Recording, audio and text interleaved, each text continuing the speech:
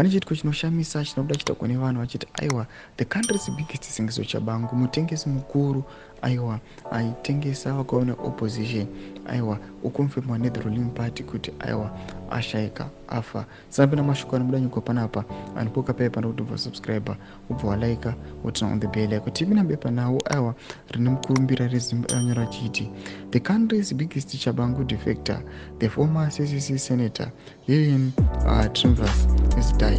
Zim I can't view. The notorious party she joined, ZANU, announced her death early Monday morning. Circumstances surrounding her death were not clear at the time of writing.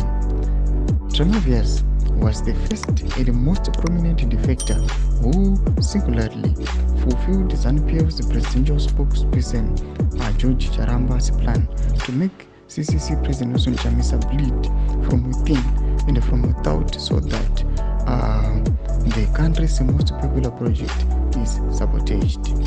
Soon after defecting, she had launched a massive recruitment campaign for ZANU-PF. Though machukanobuda achinyorwa nakomana veZimbabwe vachiti aiwa mutengesi mukuru aiwa vewakomana opposition anoitengesa kuma opposition oshayika noda kwokuti aiwa infiltrated achilinga nevakomana the ruling party aiwa achispire achiexpose maplans evakomana opposition aiwa achisabotage their plans for development nekugrowa kana kuti vakwanisa kudivata the ruling party. Tudze mafungiro enyu matikudiva pamusoro pechitiko ichi. Vina comment section medu, subscribe, like, turn on the bell icon.